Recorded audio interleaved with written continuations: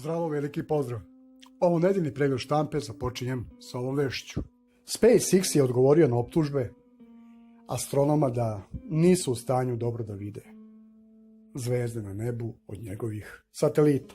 Jednostavno, ja se pitam kad će ovo šarada sa ovim satelitima da prestane. A možda je ovo tek početak viđanja neobičnih stvari na nebu. Možda su ljudi pre skoro deceniju bili u pravu kad su govorili o NASInom projektu Plavi zrak.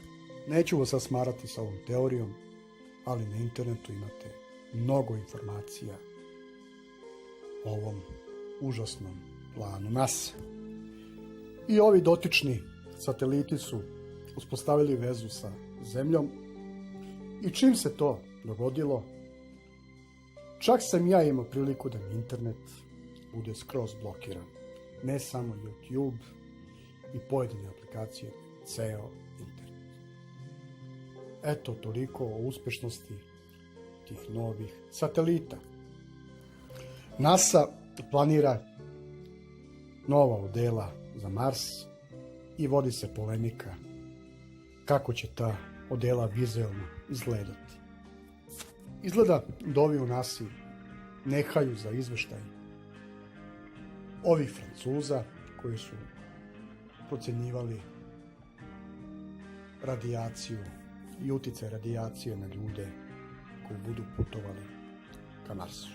Ova najnovija studija francuskih naučnika nam govori da je radijacija 700 puta jača nego na planeti Zemlji. Ova informacija pamet nam dovoljno govori. Zašto Mesec i dalje treperi? I da bi to utvrdili, pravi se novi teleskop umesto da se sačeka još par godina da ljudi odu na Mesec i sami se uvere zbog čega Mesec ima tu neobičnu pojavu. Američka televizija CNN imala je jako zanimljiv intervju sa ovim glumcem naučnikom.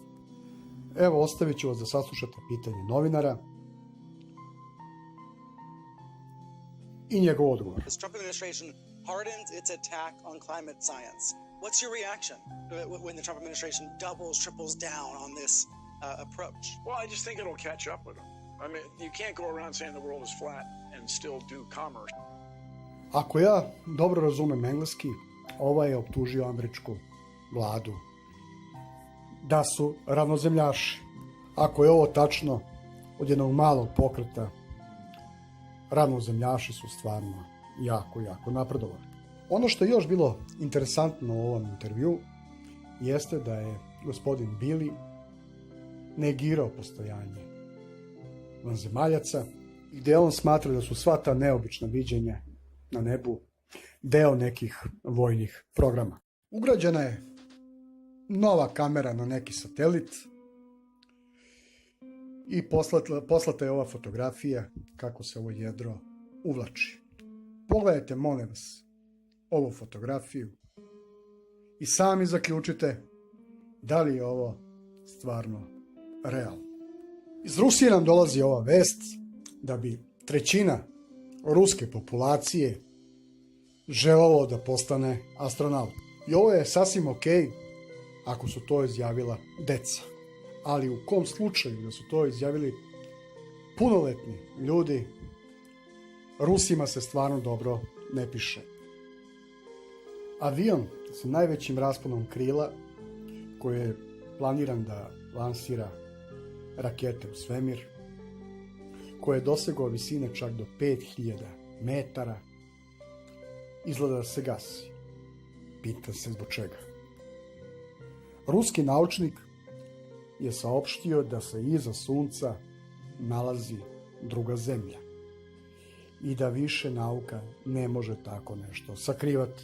I kada se budem vraćao sa zvezde Severnjače, pogledat ću šta se nalazi iza Sunca, pa ću vas uredno obavestiti o tome. Prijatno.